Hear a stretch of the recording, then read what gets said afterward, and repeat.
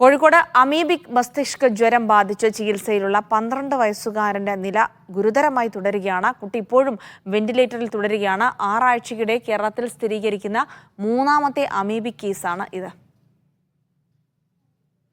Lydia Jacob ഉണ്ട് വിവരങ്ങൾ നൽകാനായി. ലിഡിയ, കുട്ടിയുടെ നില ഗുരുതരമാണ് എന്നുള്ള വിവരങ്ങൾ തന്നെയാണ് ഇന്നലെയും പുറത്തു വന്നിരുന്നത്. ഇന്നും മാറ്റമില്ലാതെ തുടരുന്നു എന്നുള്ള വാർത്തകൾ തന്നെയാണോ?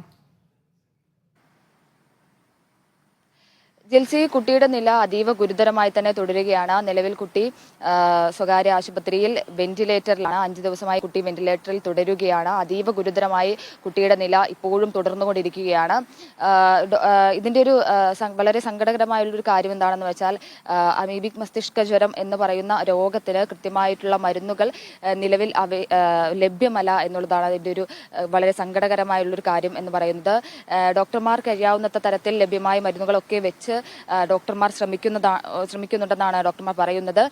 എന്നിരുന്നാൽ കൂടിയും കുട്ടിയുടെ നില അതീവ ഗുരുതരമായി തന്നെ തുടരുകയാണ്. നിലവിൽ കുട്ടിക്ക് രോഗം ബാധിച്ചതെന്ന് കരുതപ്പെടുന്ന അച്ചൻകുളം ഫാറൂഖ് കോളേജിലെ അച്ചൻകുളം നിലവിൽ അടച്ചിട്ടുണ്ട്. ആരോഗ്യവകുപ്പിന്റെ നേതൃത്വത്തിൽ എല്ലാവിധ ജാഗ്രതാ നിർദ്ദേശങ്ങളും നൽകിയിട്ടുണ്ട്. കുട്ടി അച്ചൻകുളത്തിൽ കുളിച്ചതിന് ശേഷം കുട്ടിക്ക് അമീബിക് മസ്തിഷ്ക ജ്വരത്തിന്റെ ലക്ഷണങ്ങൾ കാണിക്കുകയും തുടർന്ന് കുട്ടിയെ ഫറൂഖിലെ താലൂക്ക് ആശുപത്രിയിൽ പ്രവേശിപ്പിക്കുകയും പിന്നീട് കുട്ടിയുടെ നില അതീവ ഗുരുതരമായതിനെ തുടർന്നാണ് കോഴിക്കോട്ടെ സ്വകാര്യ ആശുപത്രിയിലേക്ക് കൊണ്ടുപോയത്. നിലവിൽ കുട്ടി വെന്റിലേറ്ററിൽ തുടരുകയാണ്.